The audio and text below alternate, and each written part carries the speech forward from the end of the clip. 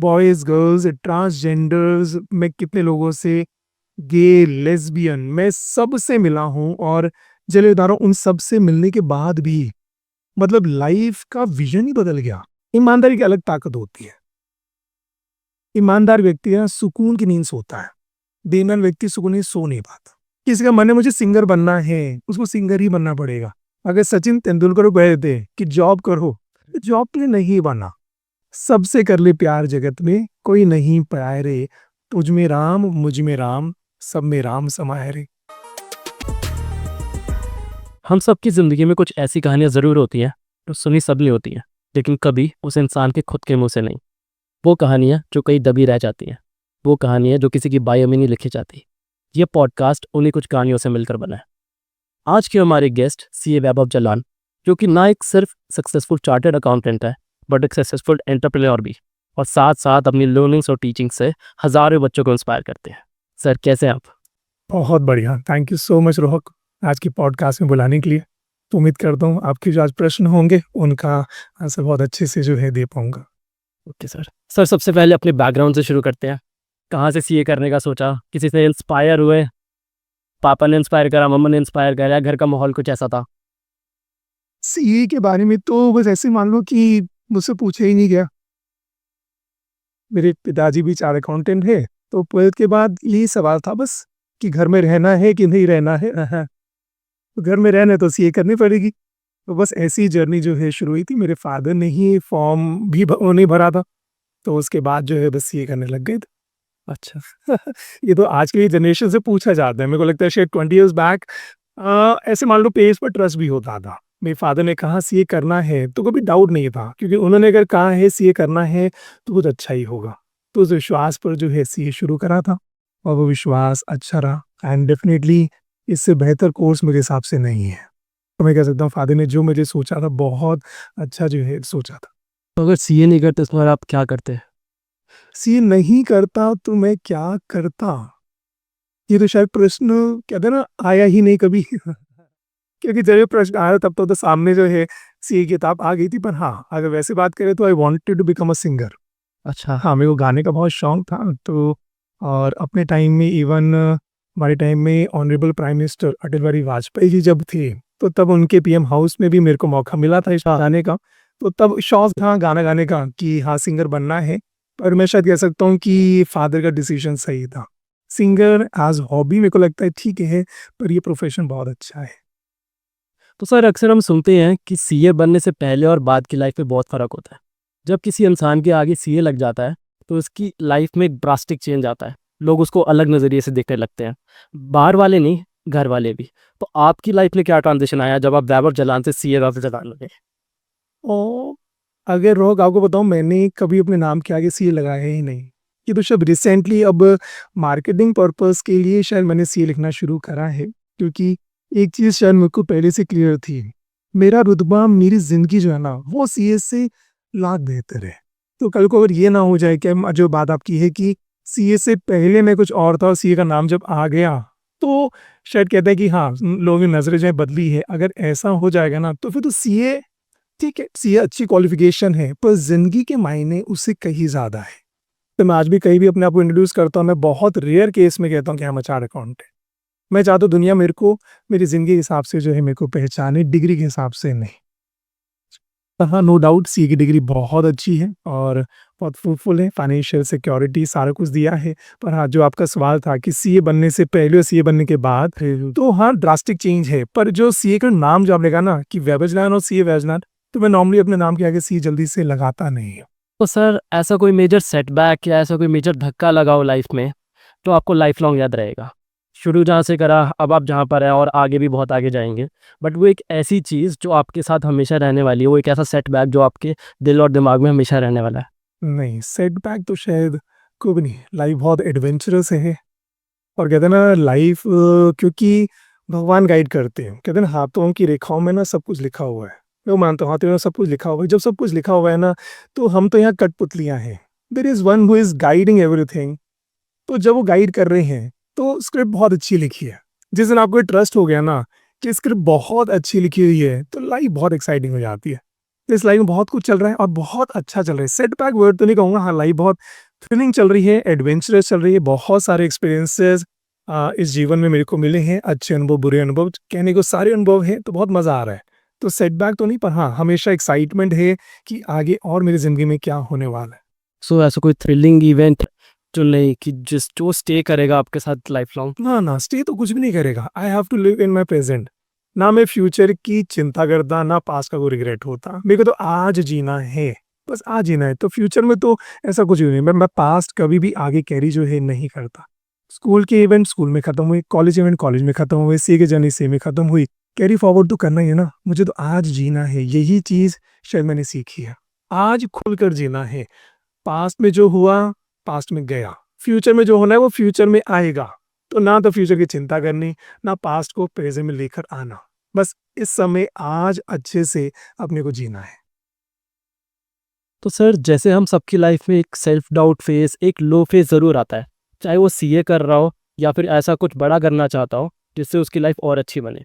तो आपकी लाइफ में भी आई एम श्योर ऐसा फेज आता होगा, तो आप अपने आप को उस चीज़ से बाहर कैसे निकालते हैं? नहीं, मैं फिर कहूँगा शायद सेल्फ डाउट मुझे आज तक कभी नहीं आया। ये तो आज तक कभी नहीं आया। कॉन्फिडेंस तो बहुत है। सेल्फ डाउट तो कभी मेरे को याद नहीं आता। नहीं, सेल्फ डाउट तो कभी भी नहीं हुआ। वो भी और होना भी नहीं चाहिए। मतलब सेल्फ डाउट तो कहीं न कहीं ऐसे मान लो कि जब तक आप खुद को नहीं जानते, जब तक आप भगवान को नहीं जानते ना, आप डाउट में रह जाओगे। क्योंकि जिस दिन आप खुद को जान लोगे आप क्या हो, जिस दिन आप भगवान को जान लोगे भगवान कौन है, जिस दिन जान लोगे भगवान आपके साथ हर पल है, जिस दिन आपको पता चल जाएगा भगवान आपको लिटरली गाइड कर रहे हैं, उस दिन तो इतना कॉन्फिडेंस हो जाएगा कि डाउट हो नहीं सकता। क्योंकि कल को आपको ये विश्वास है कि कल को अगर आपने कुछ गलत कर भी दिया, कोई है मेरे साथ, सँभाल लेगा। उसी प्रकार से ना कि आप छोटे से बच्चे हैं और पिता की उँगली आपने पकड़ी हुई है, तो बच्चा तो बेखौफ है। फिर बच्चा बेखौफ है, वो खेल रहा है, कूद रहा है कि उसको पता है पिता खड़ा है। और जिस दिन पिता नहीं हुआ, तो बच्चा डरता है कि मैं वहाँ जाऊँ कि ना जाऊँ, मैं करूँ कि ना करूँ। तो जब आपको पता है भगवान आपके साथ हैं, फिर तो आप बेखौफ हैं। फिर डाउट की तो वर्ड ही खत्म हो गया ना। डाउट तब होता है जब आपको पता है कि पता नहीं पीछे कोई सँभालेगा, नहीं सँभालेगा। तो मुझे पता है सँभालने वाले बैठे हैं, वो तो हर पल बैठे हैं। बट अगर सर को हमने फेलियर जैसे बच्चे फेस करते हैं, चाहे वो सीए के अंदर हो, अपने कॉलेज एग्जाम्स में हो या किसी और डिग्री में हो, तो एक बार को जो इंसान है वो अपने लो फेज पे हिट करता है, तो उस टाइम इंसान अपने आप को कैसे इंस्पायर करे? देखो फिर मैं कैसे इंस्पायर करें, मैं एक ही चीज़ शायद कहूँगा कि हर किसी को भगवद गीता पढ़नी चाहिए। जब तक इंसान भगवद गीता नहीं पढ़ेगा ना, वो इसी सर्कस में उलझा रहेगा। जिन चीज़ों से आप भाग रहे हो, वो चीज़ों की आपको ज़रूरत है। आपको फेलियर की ज़रूरत है, आपको सक्सेस की भी ज़रूरत है। पर दिक्कत क्या है, हम चाहते हैं सक्सेस तो मिले, फेलियर ना मिले, वो गड़बड़ है। ये पूरा संसार दोनों चीज़ें से मिला है, सुख और दुख, गर्मी और सर्दी, सक्सेस और फेलियर, दोनों ही आपको चाहिए। तो जितना आप सेलिब्रेट सक्सेस को करें, उतना ही सेलिब्रेट फेलियर को भी करना है। जितनी एक्सेप्टेंस सक्सेस को होती है, उतनी एक्सेप्टेंस फेलियर को भी चाहिए। तो जिस दिन आपको समझ आया कि दोनों ही मेरी ज़रूरत है, फिर आपको वो सेल्फ डाउट नहीं होगा, कभी आप लो फील ही नहीं करेंगे। मैं हमेशा कहता हूँ एक शिकंजी अगर आपने पी हो, मेरी फेवरेट ड्रिंक रही, तो शिकंजी की बात करना हमारी लाइफ ऐसी ही है, जिसमें चीनी की भी ज़रूरत है और नमक की भी ज़रूरत है और साथ में नींबू भी थोड़ा-सा चाहिए। सोचा अगर नमक ना हो, अगर नमक ना हो, सारा मीठा-मीठा हो जाए, नहीं पी पाओगे। सोचिए मिठास हट जाए से और नमक-नमक हो जाए, तब भी नहीं पी पाओगे। ऐसी ज़िंदगी में मीठे अनुभव भी चाहिए, नमकीन अनुभव भी चाहिए और थोड़ा-सा खट्टापन भी चाहिए, तो शिकंजी बिल्कुल सही बनती है। तो मैंने कहा इसलिए वो सारे अनुभव चाहिए, भगवान दे रहे हैं। भगवान वाक़ई वो अनुभव आपको दे रहे हैं, क्यों? वो लेमनेड बहुत अच्छा बन रहा है। पर दिक्कत ये है ना, आप कह रहे हैं नहीं, शिकंजी तो पीनी है, पर नमक के बिना पीनी है, फिर मज़ा नहीं आएगा।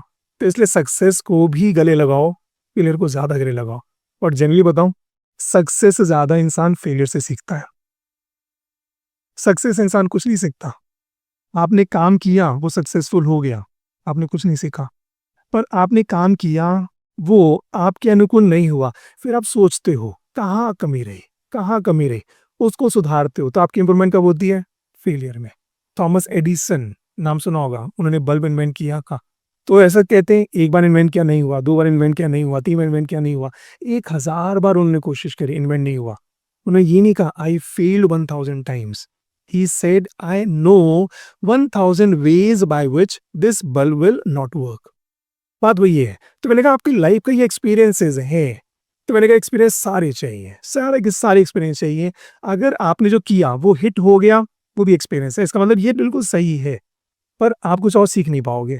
पर जब कुछ अलग होता है, फिर एक बार सोचने मजबूर होते हैं कि यार कुछ तो गड़बड़ हुई, कुछ तो गड़बड़ हुई, और उस समय इंपॉर्टेंट है आप गिव अप करते हो या बाउंस बैक करते हो। अगर बाउंस बैक कर गए तो लाइफ आपकी टॉप तक जाएगी, और वहीं बिखर गए तो सारा गड़बड़ हो जाएगा। तो कहते हैं ना, failure is an opportunity to rework the same thing in a new different manner. Sir जैसे मैंने रिसेंटली आपके भगवत गीता के लेसन्स फॉलो करने स्टार्ट करे, तो मैंने देखा कि आप स्पिरिचुअलिटी से और कान्हा जी से बहुत डीपली कनेक्टेड है।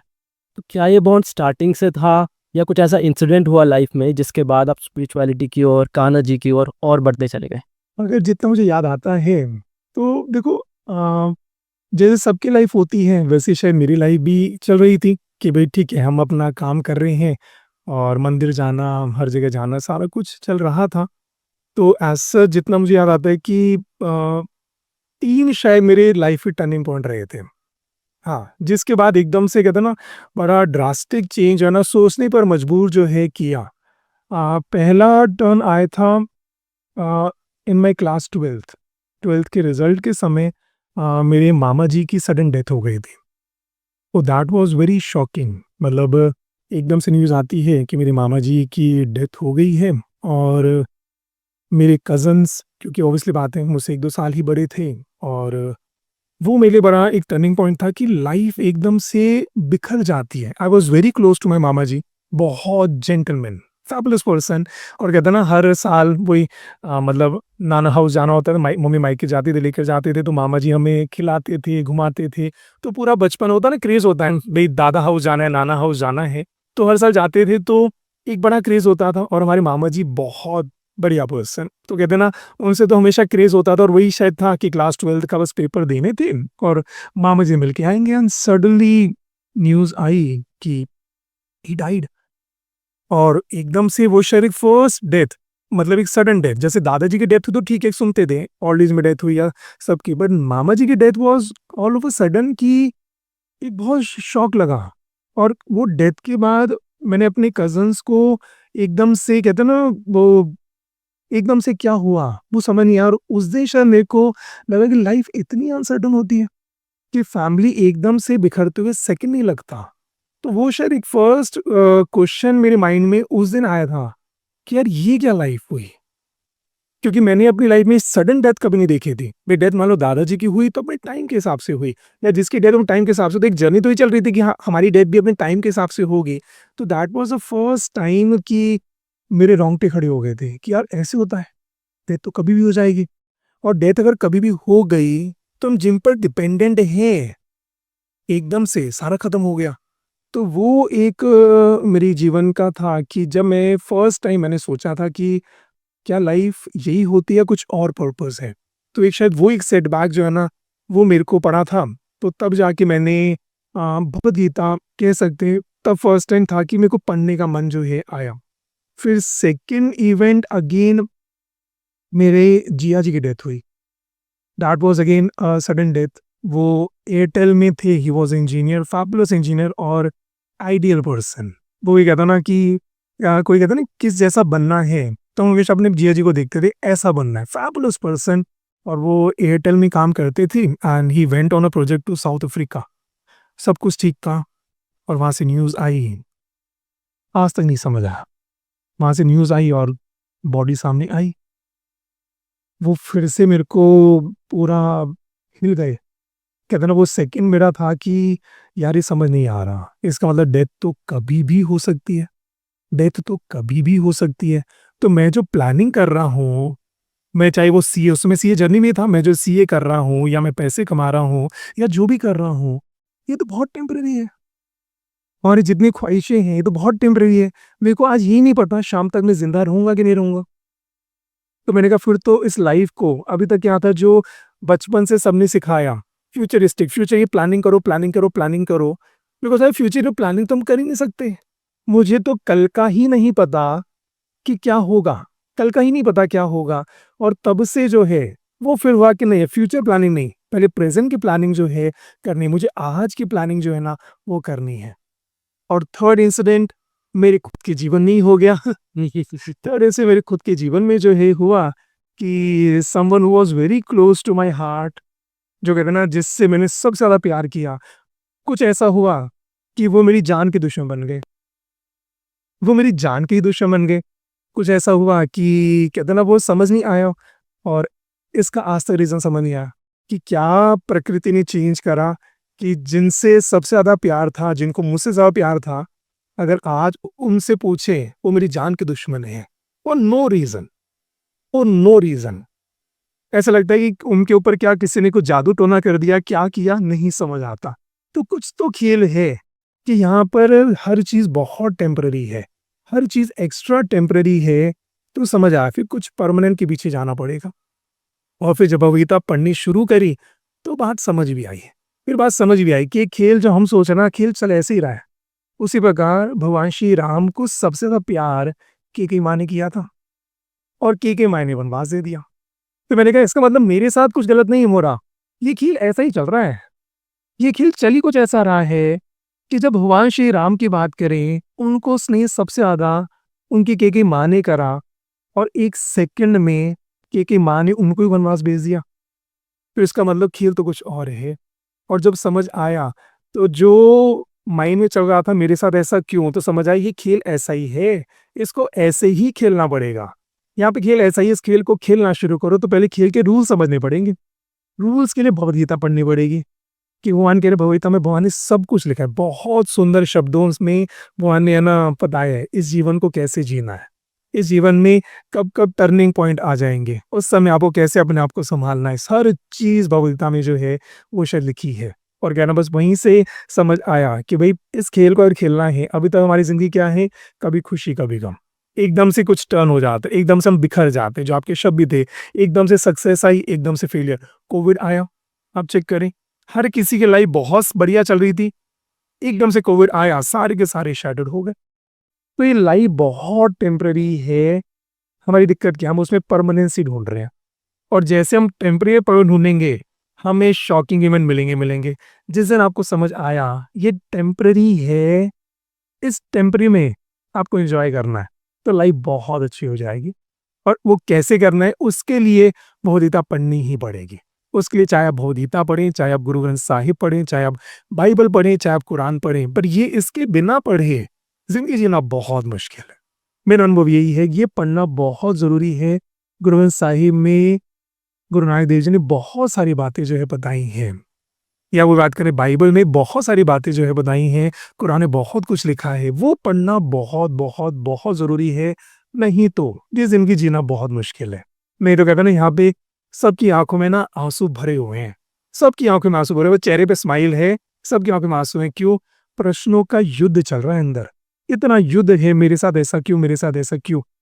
उसके आंसर जब तक नहीं मिलेंगे ना, जीना बड़ा मुश्किल है। और आंसर है भगवद गीता में तो है। तो सर जैसे आपने लास्ट पॉइंट मेंशन करा कि एमकेजी आपने छोड़ा, तो मेरा ही नहीं हज़ारों बच्चों का, हज़ारों लोगों का यही सवाल है कि हमने एक साइड ऑफ स्टोरी सुनी हुई है, लेकिन वो स्टोरी आपके मुँह से सुनना चाहते हैं कि एक्चुअली में सच क्या था कि एमकेजी क्यों छोड़ा आपने, और ऑल ऑफ द सडन वो भी। ये एक सस्पेंस है, इसका मेरे को आज तक जवाब मेरे को भी नहीं पता, तो मैंने भगवान पर छोड़ रखा है कि ये आखिर क्या हुआ। तो इसका कहते ना इसका कोई आंसर अभी तक मेरे को नहीं मिला, मैंने बड़ी कोशिश करी है। तो कहते ना कुछ चीज़ें वो डेस्टिनी में ही छोड़ देते हैं। एमकेजी के साथ रिलेशन बहुत अच्छा जो है वो रहा, पर कहते ना क्या हुआ ये तो शायद उन्हीं को पता है, या तो उनको पता है या मेरे भगवान को पता है। हाँ, इसका आंसर तो मैंने बहुत कोशिश करी, मेरे को आज तक नहीं मिला। पर ऐसा क्यों हुआ सर कि उन्होंने मतलब एक राइवल की तरह आपको देखा, और आज भी हम देखते हैं कि मतलब वो नीचे भी पैम्फलेट्स बांटते हैं खरीदते जी के, तो उन सब चीज़ों का क्या रीज़न हो सकता है? कोई आइडिया नहीं। मैं कह रहा हूँ ना वो कहते ना हमारा बहुत सुंदर संबंध जो है उनके साथ रहा, हमने बहुत अच्छा टाइम हमने स्पेंड करा है, पर आज उनको क्या हुआ है इसका मेरे पास कोई जवाब नहीं है। मैंने बहुत कोशिश करी उनको समझाने की, और मैं आज भी भगवान से कई बार मैं प्रे करता हूँ कि भगवान उनको सद्बुद्धि दें, उनको सद्बुद्धि दें। वो गलत दिशा में हैं, पर मैं कुछ नहीं कर पाया। तो देखते हैं, कहते हैं ना सबका अपना प्रारब्ध है, वो मैं कहना कि क्या लिखा है वो उन्हीं को पता है। सर हम अक्सर सुनते हैं कि हमारा कर्मा हम सबसे बड़ा होता है, आखिर में जो हमारे साथ जाते हैं वो हमारे कर्म जाते हैं और हमको इस जन्म का किया हुआ इसी जन्म में वापस करना पड़ता है। तो भगवत गीता इस बारे में क्या कहती है और आपका क्या मानना है इस बारे में? देखो कर्मों का जो खेल है ना, वो इतना क्लियर भी नहीं है, क्योंकि जो आपने सुना है कि कर्मों का हमें भुगतना पड़ता है, पर भगवद गीता का एक श्लोक बड़ा पॉपुलर श्लोक है जो सबने सुना होता है, कर्मण्येवाधिकारस्ते मा फलेषु कदाचन। भगवान कुछ और ही समझा रहे हैं। अगर उस श्लोक का आप संधि विच्छेद करें, उस श्लोक को अगर आप समझें, तो भगवान कह रहे हैं हे अर्जुन, कर्मण्येवाधिकारस्ते, अर्जुन कर्म पर तेरा अधिकार है। इस बात को समझना, कर्म पर तेरा अधिकार है। अधिकार का मतलब आपको जो कर्म करना है करो, जो कर्म करना है करो। माँ फलेषु कदाचन, फल में आपका अधिकार नहीं है, फल में आपका अधिकार नहीं। इसका मतलब भगवान कह रहे फल तो मैं दूंगा, भगवान ने ये भी नहीं कहा कि मैं तुम्हें तुम्हारे कर्मों का फल दूंगा। तो भगवान तो जिस हिसाब से बात कर रही हैं, भगवान ने बड़ा क्लियर बोला, कर्मों पे तुम्हारा अधिकार है, तुम अपना कर्म करो जैसा तुम्हारा मन करे। फल में अधिकार नहीं है, फल में कोई अधिकार नहीं है, फल तो भगवान कह रहे मैं दूंगा। और इसलिए भगवान ने अगली पंक्ति में भी कहा, अगर तुम्हें लग रहा हो तुम्हें अपने कर्मों का मिल रहा है, भगवान ने बिल्कुल मना कर दिया, हे अर्जुन कभी भी तुम अपने आप को, कभी भी तुम अपने आप को अपने कर्म के फल का कारण मत समझना। किस बात को प्लीज समझना, भगवान ने बहुत क्लियर बोला है कि हे अर्जुन तुम कभी भी अपने आप को अपने कर्म के फलों का कारण मत समझना, कि तुम्हें लग रहा है तुम्हें अपने कर्मों का मिल रहा है, कर्मों का नहीं मिल रहा, कर्मों का बिल्कुल नहीं मिल रहा, कर्मों का बिल्कुल नहीं मिल रहा। और फिर अगला सवाल भगवान ने कहा, फिर तो लगता है यार कर्मों का मिल नहीं रहा तो मैं कर्म कर क्यों रहा हूं। इसी श्लोक पर भगवान ने आगे बोला, और दूसरी ये गलती मत कर लेना कि तुम कर्म करना ही छोड़ दो। पूरा श्लोक ये कह रहा है, मैं रिपीट कर देता हूँ।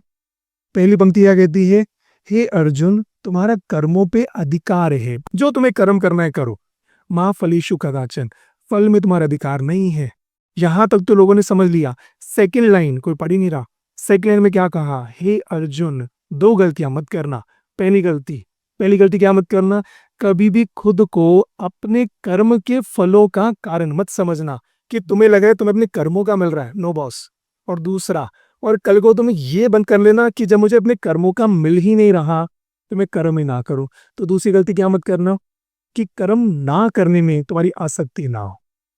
ठीक है, तो अगर इस बात को समझे, इसका मतलब कर्म का फल तो नहीं मिलता, कर्म का फल तो नहीं मिलता। पर कील इतना भी है, देवता और दानव दोनों हैं, भगवान की दोनों संतान है, भगवान दोनों को ही स्नेह करते हैं, भगवान दोनों का ही पालन पोषण करते हैं। क्यों, भगवान क्या है, सबसे प्यार करते हैं। तो पहली बात समझने, भगवान तो सबसे प्यार करते हैं, ये तो हमारी दोष दृष्टि है कि ये अच्छा इंसान ये बुरा इंसान। भगवान कह रहे मैं तो दोनों ही संतान है, तो मैं दोनों को ही खाना खिलाऊंगा। भगवान राम ने अपने लिए अयोध्या ली, तो रावण को सोने की लंका दी।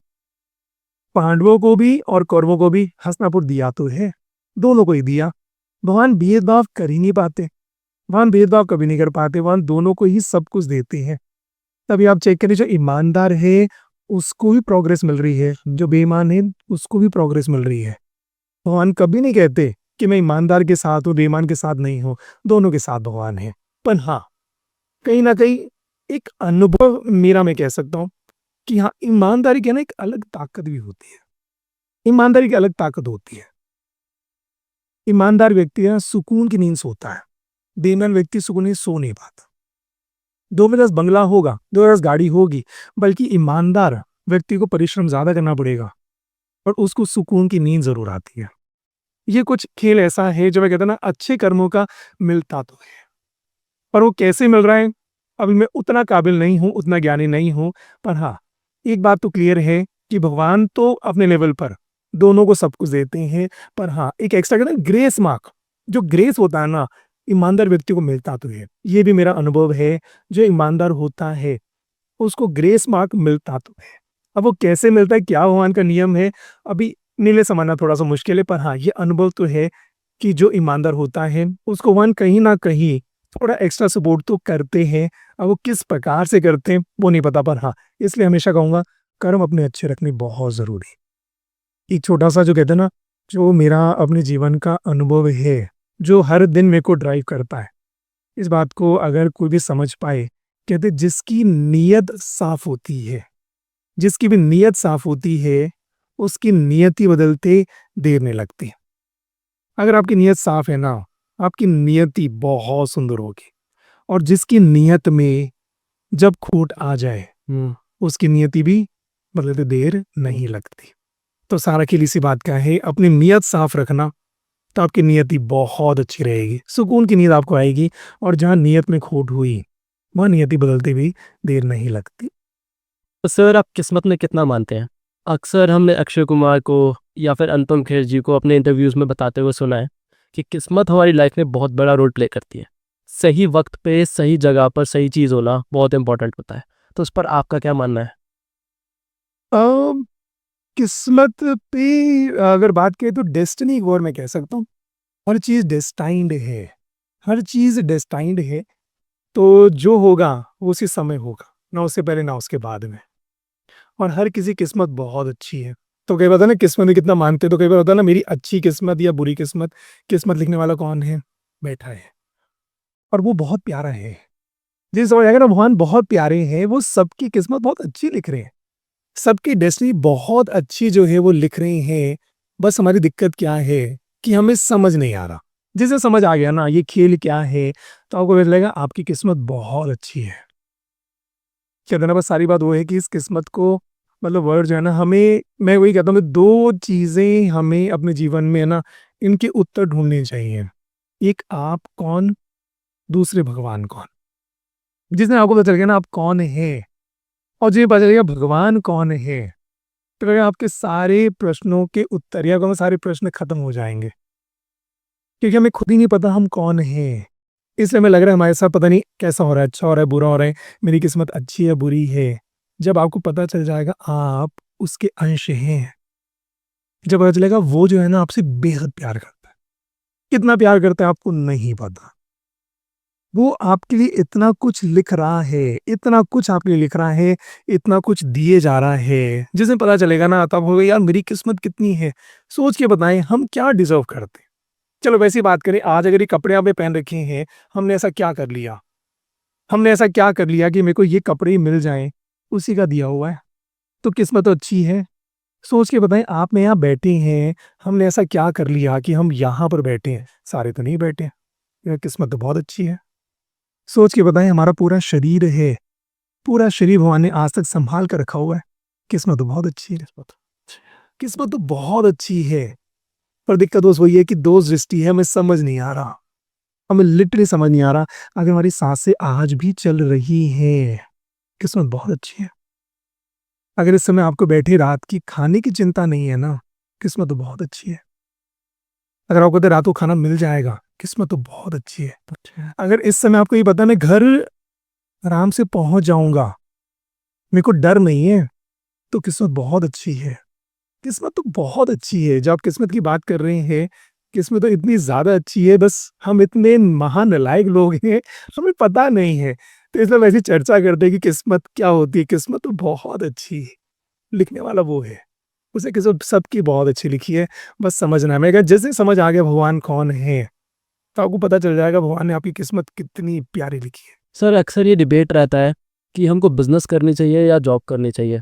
अगर हम बिज़नेस वालों से बात करें तो वो अपने बिज़नेस से परेशान और कहते हैं कि जॉब में अगर हम जाएँगे तो हमारी लाइफ सेट रहेगी, सैटरडे संडे की छुट्टी मिलेगी। वहीं जॉब वाले से बात करो तो वो ग्रोथ की टेंशन लेते हैं।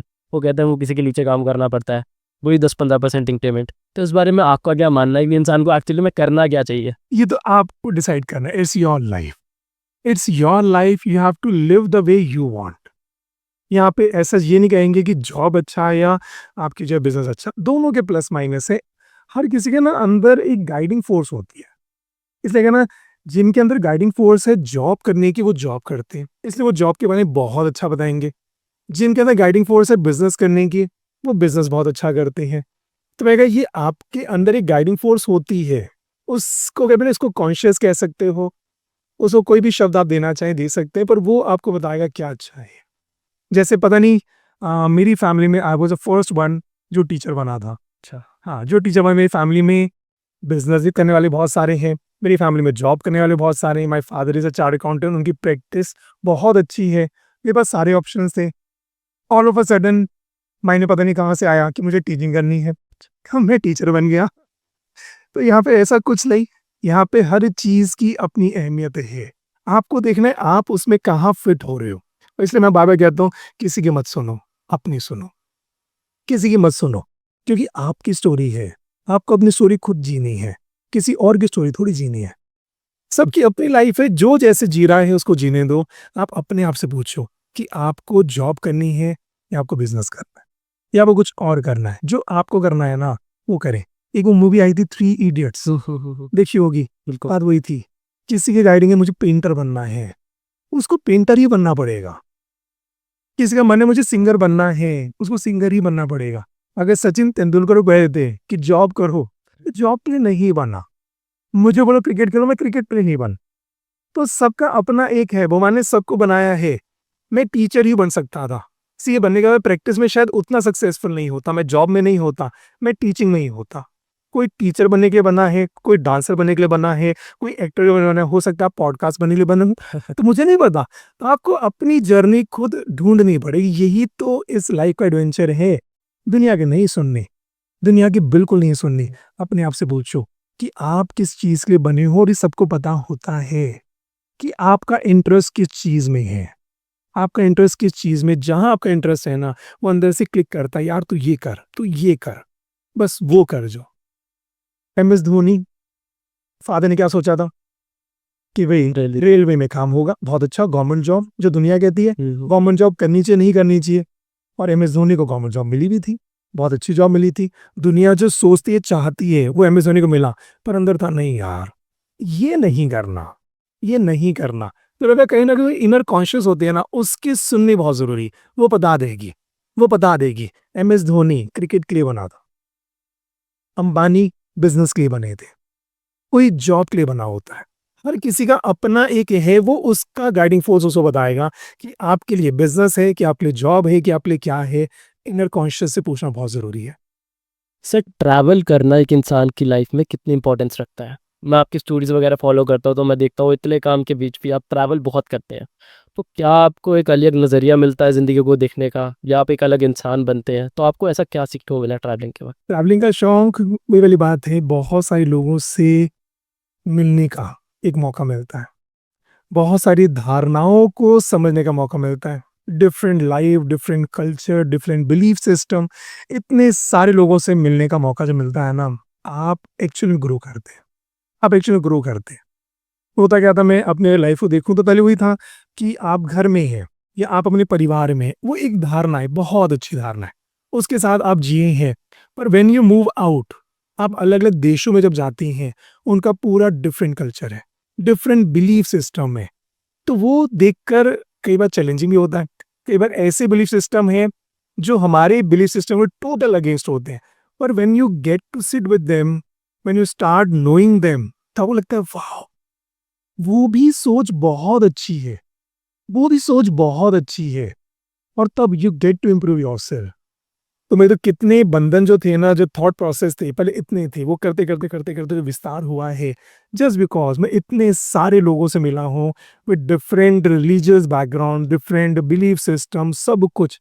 अच्छे लोग भी, बुरे लोग भी, ईमानदार भी, बेईमान भी, वेजिटेरियन भी, नॉन वेजिटेरियन भी, बॉयज गर्ल्स, ट्रांसजेंडर्स, मैं कितने लोगों से, गे, लेस्बियन, मैं सबसे मिला हूँ। और चलिए बता रहा हूँ, उन सब से मिलने के बाद भी मतलब लाइफ का विजन ही बदल गया, लाइफ का विजन ही बदल गया। मतलब ट्रांसजेंडर से आप मिलकर बैठे, उनसे बात करके आप देखें तो उनका पर्सपेक्टिव बहुत अलग है। लेस्बियन से आप मिलकर बैठे, उनका पर्सपेक्टिव बहुत अलग है। हर किसी का लाइफ का पर्सपेक्टिव बहुत अलग है। और वो जब सारी इंफॉर्मेशन आपके साथ आती है, तो आपका जो लाइफ का पर्सपेक्टिव है वो बहुत अलग हो जाता है। तो ट्रैवल करना तो बहुत जरूरी है। और जब ट्रैवल करें तो खुले दिमाग के साथ ट्रैवल जब करना है, खुले दिमाग के साथ कि कुछ सीख कर आना है। हमारी सोच है ना बहुत छोटी सी है। अगर आप वेजिटेरियन है ना, बस आप कहोगे वेजिटेरियन ही सही है, बाकी सब गलत है। अगर आप नॉन वेजिटेरियन है तो बस नॉन वेज ही सही है, बाकी सब गलत है। ठीक बात। दोनों की अपनी धारणाएं हैं।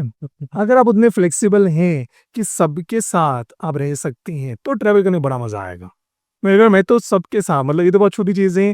एट टाइम्स ट्रांसजेंडर्स के साथ भी जब ट्रैवल किया, लेस्बियन के साथ ट्रैवल किया, गे के साथ ट्रैवल किया, तो उनकी भी स्टोरी अच्छी है। पर जब तक ट्रैवल नहीं किया था तब माइंड में ब्लॉकेज होती है, कैसे लोग होंगे पता नहीं। पर अगर ट्रैवल करने से तो आपकी ब्लॉकेज बहुत खुलती है। ट्रैवल करने से क्यों? क्योंकि एक बात है ना, भगवान के अंश हैं। नहीं, वैसे भगवान के अंश है, भगवान ने उनको वैसा बनाया है, सोच के बनाया होगा। भगवान ने सबको बहुत सुंदर तरीके से बनाया। बस हमारी ही दोष दृष्टि है कि हम जो है ना, बस ये सही ये गलत, ये सही ये गलत। आप सबके साथ बैठो तो सही। तभी कहते हैं आप छोटे बच्चे के साथ बैठो, उनका अनुभव अलग है। बूढ़े के साथ बैठो, उनका अनुभव अलग है। ईमानदार के उसका उनका अनुभव अलग है। बेईमान के साथ भी बैठो, उनका अनुभव भी अलग है। सारे अनुभव लो तो सही, जज मत करो, जज मत करो। तो कहता ना आनंद बहुत आता है। ये मैं कहता हूँ नारद मुनि जो स्क्रिप्चर्स में आते हैं उनसे शायद मैं बहुत सीखता हूँ। नारद मुनि भगवान के शुद्ध भक्त थे। देवताओं के साथ ही बैठते थे, दानों के साथ ही बैठते थे, और दोनों के साथ बहुत अच्छा बैठते थे। दोनों को ही आशीर्वाद देते थे। जिंदगी ये होती है कि आप है ना उस ब्लॉकेज से हट जाओ, हर किसी में ना आप भगवान देखना शुरू करो, फिर आपको बड़ा मजा आएगा। फिर आपको इतना मजा आने वाला है कि आप सोच भी नहीं सकते। ठीक है ना, वो पंक्ति में हमेशा क्लास में बोलता हूँ, हर जगह बोलता हूँ, सबसे कर ले प्यार जगत में कोई नहीं पराया रे। सबसे कर ले प्यार जगत में कोई नहीं पराया रे। तुझ में राम मुझ में राम, सब में राम समाये रे। जिस दिन आपने सब में राम देख लिया ना, जिस दिन आपने सब में राम देख लिया, सब में मतलब इंसानों में भी, जानवरों में भी, पक्षियों में भी, फूलों में भी, पत्तों में भी, लिविंग में नॉन लिविंग में, सब में, इसके अंदर भी एटम है। और एटम में क्या होता है? गॉड पार्टिकल होता है। जिस दिन आप सब में राम देख लिया ना, आपकी लाइफ तो सॉर्टेड हो जाएगी। फिर आपको घूमने का जो आएगा ना, घूमने का मजा आएगा। और ये शायद मैंने सीखा तभी, क्योंकि पहले ना बहुत जजमेंटल मेरी जिंदगी में था, जजमेंटल होते थे, ये सही ये गलत, ये सही ये गलत। और वही जैसे पॉडकास्ट की आपने बात शुरू करी कि आप मेरा जीवन जानना चाह रहे हैं, तो शायद आज अंडरस्टैंडिंग और बेटर होगी। ऐसे ही जब आप उनका जीवन जानने के लिए बैठो तो सही, ट्रांसजेंडर के साथ बैठो तो सही, आप गे के साथ बैठो तो सही, लेस्बियन बैठो तो सही, हर किसी से बैठो तो सही। जब बैठोगे, जब उनका जीवन जानना शुरू करोगे, ट्राइबल एरिया में जाकर देखो, उनकी लाइफ बहुत अलग है। तो कहता मैं ट्राइबल एरिया में गया, तो कहता वो लाइफ देखकर लगा यार कमाल की लाइफ है। मतलब चलो वही बात है, मैं ट्राइबल एरिया भी बताता हूँ, तो मैं आप सब बैठोगे ना, आपको इतना बढ़िया नजरिया जो है मिलेगा। ये वाक्य बता दूं कि एक बार ऐसा हुआ कि विजिट करने मैं ट्राइबल एरिया में जो है चला गया। ठीक है, तो आज तक कभी नहीं गया था, तो वैसे ही था ट्राइबल विजिट पर जो है जाना है, तो लिटरली जो कबीले होते हैं वहां पर जो है, कबीलों में जो है मैं गया हूँ, तो उनके वो मेरे को लेकर गए। तो ठीक है, वहां पर जो लेकर गए तो उनका जो घर था मिट्टी का बना हुआ था। एक्चुअल में मतलब मिट्टी का ही घर था, कोई गेट नहीं, कोई कुछ नहीं। तो उस ट्राइबल घर में जो है मैं गया हूँ, तो उन्होंने बहुत आदर के साथ मुझे वो लेकर जो है वो गए। और मेरे को याद है कि उन्होंने अपना घर दिखाना था, तो छोटा सा घर, उनका आंगन जो था, कोई दरवाजा कुछ नहीं, तो वो अंदर 3 कमरे थे। ठीक है, तो पहले कमरे में वो लेकर गए, छोटा सा कमरा था। उन्होंने कहा ये रसोई घर है। तो रसोई घर है, छोटा सा कमरा है, कुछ नहीं, 2 बर्तन थे। अच्छा, 2 बर्तन थे, 1 चम्मच थी, 1 चूल्हा था। तो मैं गया, मैंने कहा रसोई घर है, बाकी चीज कहाँ है इसका? कहते सर 2 बर्तन चाहिए होते हैं, खाना खाया, धोया, बर्तन वापस आ गए। ये क्या 2 चम्मच चाहिए होती है, ये शायद गिलास होगा, और कुछ नहीं था। अच्छा, हमारी किचन में तो कचरे रहेगा पूरा रामजाम है। वो कह रहे सर खाना खाने के लिए 2 या 3 बर्तन होंगे, मेरे हिसाब से भी याद नहीं आ रहा, 2-3 बर्तन थे, 1-2 चम्मच थी, 1-2 गिलास थे। कि सर खाना खाते हैं, इतने बर्तन चाहिए? खाना खाया, बर्तन धोए, वापस रख दिया। ठीक है जी, दूसरे रूम में गए, तो उनका बेडरूम था। तो जब बेडरूम में उन्हें दिखाया, पूरा खाली। अच्छा, पूरा खाली, कोई बेड वगैरह कुछ नहीं? कुछ नहीं, पूरा खाली। बस कमरा है, कभी बेडरूम है। मैंने कहा बेडरूम में तो बेड ही कहाँ था? तो बेड नहीं था, अलमारी भी नहीं थी, एक चार लटकी हुई थी, उस तार में 2 कपड़े लगे हुए थे बस, और एक चटाई थी जिस पे शायद वो सोते होंगे। तो मैंने कहा कि बेडरूम, कह रहे सर रात को बस हमने वो चटाई बिछाई, उस पर हम सो जाते हैं और सुबह रोल करके साइड में रख दिया। ठीक है। और मैंने कहा अलमीरा, उनको समझ नहीं आया अलमीरा क्या होती है। मैंने कहा आपके कपड़े, कह रही है टंगे हुए। मैंने कहा बाकी, कह रही है पहने हुए। मैंने कहा 1 मिनट, कह रही है टंगे हुए ये पहने हुए। मैंने कहा ये क्या था? कह रहे सर आज ये पहने, कल इसको उतार के धो देंगे, ये पहन लेंगे, परसों इसको पहन ले वो धो देंगे। सर मेरे को कपड़े भी चाहिए। मैं अपनी अलमारी देख रहा हूँ, मैं अपनी अलमारी देख रहा हूँ, हम क्या कह रहे सर बस एक हमने पहन रखी है, एक हमने सुखा रखी है, मेट्रो प्लस। ऐसी तीसरा कमरा वो भाई का दूसरा ही कमरा था, उस बेडरूम खत्म। और कुछ भी उनका जो है नहीं था। मैंने उसको होता ना कुछ दे दूं, मैंने कहा कुछ आपको चाहिए? कह रहे नहीं सर, सुकून की जिंदगी है। मेरे को लगा भी मैं कुछ पैसे वैसे को इनकी मदद कर दूं। वो कह रहे मदद है, हमें कुछ चाहिए ही नहीं। मैंने कुछ आपको, कह रहे नहीं कुछ नहीं चाहिए, हमारी लाइफ बड़ी सॉर्टेड है, हमारी लाइफ बड़ी सॉर्टेड है, Very sorry. हमें कुछ नहीं चाहिए, आप आए धन्यवाद आपका। और उन्होंने अलविदा कर दिया मेरे को। अच्छा। मैंने कहा अच्छा, वो किसी चीज की परेशानी, ऐसे पूछा किसी परेशानी? उनकी एक सबसे बड़ी परेशानी थी। कह रहे सर आजकल एक बड़ी परेशानी है। मैंने कहा क्या परेशानी है? कह रहे हमारे इस कबीले में एक बच्चा, समझना हमारे इस कबीले में एक बच्चा शहर चला गया था, अच्छा। शहर चला गया था पढ़ने। किसने कहा था कि गांव से एक बंदा पढ़ने चला जाए, गांव का भविष्य बदल जाएगा? तो हमारे कबीले से एक बच्चा जो है शहर चला गया। सर पता नहीं शहर से क्या लेकर आ गया, हमारे पूरे गांव का सुकून खत्म हो गया। अच्छा। कह रहे पूरे गांव में शोर मच रहा है। क्या लेकर आया था? रेडियो। अच्छा। कह रहे वो कुछ रेडियो लेकर, तो उसको समझ नहीं आया, कह रहे पता नहीं क्या लेकर आ गया, वो क्या चला देता है, पूरे गांव की शांति भंग हो जाती है। वो रेडियो लाया था, रेडियो में थोड़ा वॉल्यूम तेज कर देता होगा। कह रहे सर समझ नहीं आ रहा हमारा बच्चा क्या खराब होकर आ गया है, शहर गया था, हमने कहा कुछ संभल कर आएगा, पता नहीं क्या चीज लेकर आ गया है, रात को पता नहीं क्या करता है, पूरे गांव की शांति भंग कर दी है। ये उनका सबसे बड़ा परेशानी। परेशानी का कारण था। तो जब ट्रेवल करते हैं ना तो लगता है कि यार अलग ही खेल है। ट्रेवल करते हैं ना तो अलग ही परसेप्शन जो है ना वो शायद देखने को जो है मिलती है। वो कहता है ना इसलिए ट्रेवल करना तो बहुत जरूरी, पर उसके लिए आपका विजन जो है ना, उसकी जो गांठियां ना खोल कर आप जाओ तब लेगा। ये भी जीने का तरीका है। वो कहते हैं ना बहुत सारी चीजें, कहते हैं ना जो सीखने को मिली, जो इस ट्रैवलिंग में मेरे को मिली है, तो मेरे को तो जब भी टाइम मिलता है ना मैं घूमने निकल जाता हूँ। एक ही पर्पज है, नए लोगों से मुलाकात करनी, उनका जीने का तरीका मेरे को सीखना है।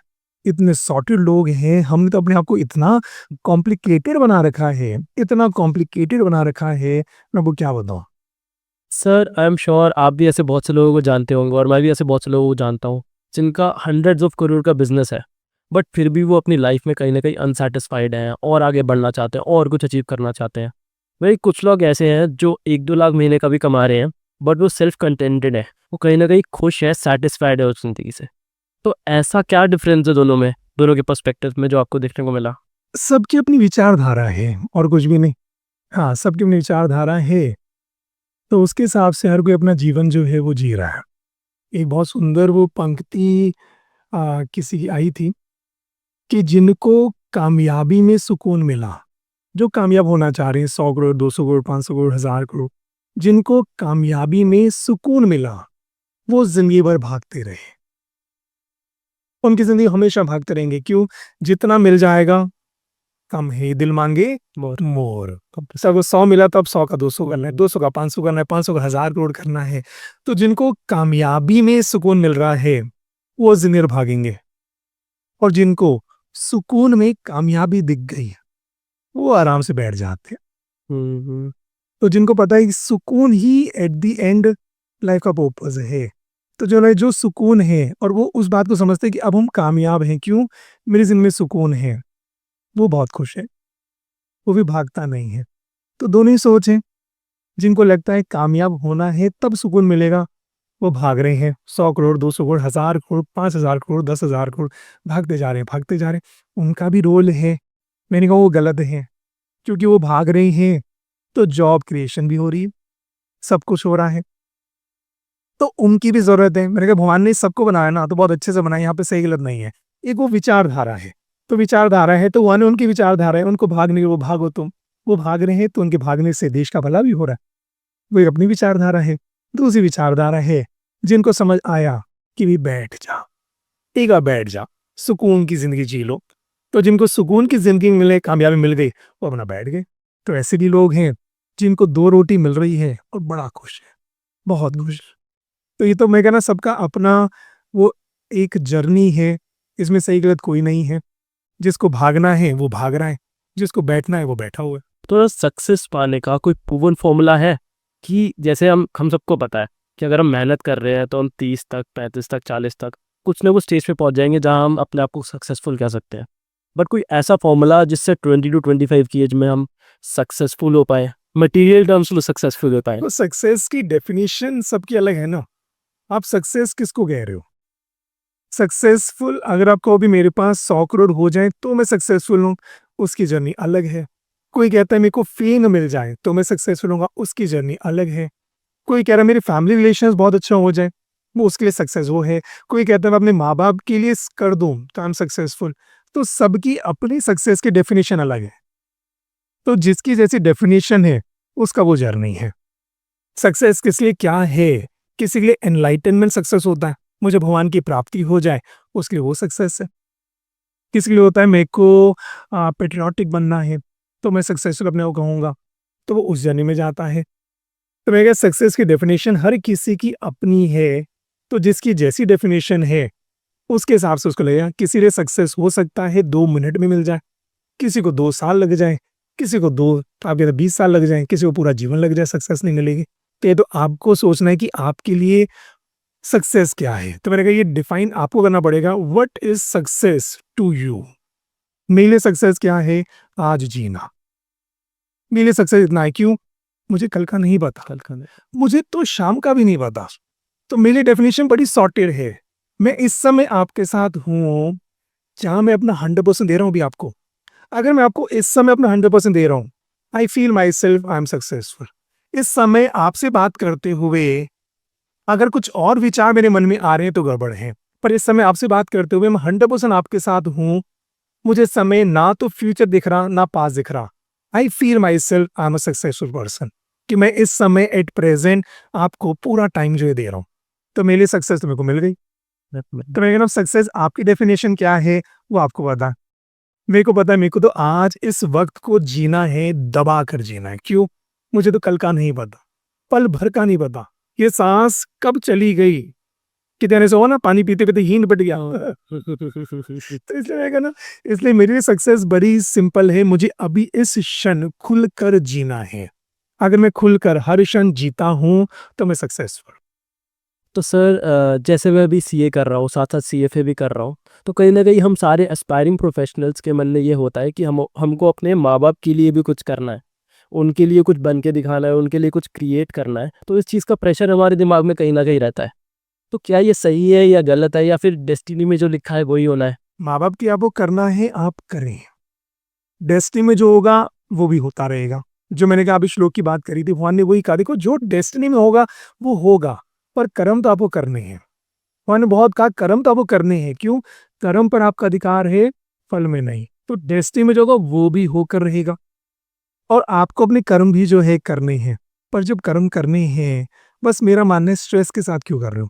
माँ बाप के लिए करना है, मैं भी कर रहा हूँ। सही बात है। बिना स्ट्रेस के करेंगे तो बहुत अच्छे से करेंगे, स्ट्रेस लेकर करोगे तो गड़बड़ हो जाएगी। तो आप सीए करें, बहुत अच्छे से करें।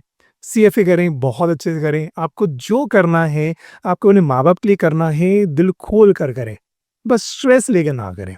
स्ट्रेस किस बात का है? आप सीए कर रहे हैं तो आपको सीए अच्छे से पढ़ना है, दबा कर पढ़ो, मेहनत करो। स्ट्रेस किस बात का है? मेरे को आज समझ, स्ट्रेस हमें लेना क्यों है? स्ट्रेस की जरूरत क्या है? क्या स्ट्रेस लेने से पढ़ाई अच्छी होती है? नहीं, स्ट्रेस में बल्कि पढ़ाई खराब होती है।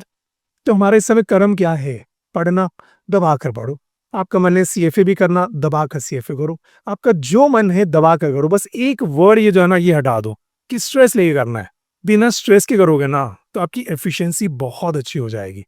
मैं इसे बढ़ाता हूँ, हम उसे पढ़े हैं, स्ट्रेस कभी नहीं लिया, स्ट्रेस कभी नहीं लिया, दिल खोल कर पढ़ाना है। अच्छा फिर भी आप समझिए, मैं जब पढ़ाता हूँ हजारों बच्चे मुझसे एक साथ पढ़ते हैं, सारे बच्चे नहीं पढ़ते, सारे बच्चे नहीं पढ़ते, कुछ बच्चे पढ़ते, कुछ बच्चे नहीं पढ़ते। ठीक बात है। उस समय मुझे पता है मेरा कर्म क्या है, पढ़ाना। इस बात को समझना, पढ़ना आपका कर्म है, पढ़ना आपका कर्म है। मेरा कर्म है पढ़ाना, मैं बिंदास पढ़ा रहा हूँ। मेरा कर्म है आपके टेस्ट लेना, बिंदास टेस्ट ले रहा हूँ। पर मुझे उसके बाद भी पता है सारे बच्चे पास नहीं होंगे। पास इसकी एक्सेप्टेंस है।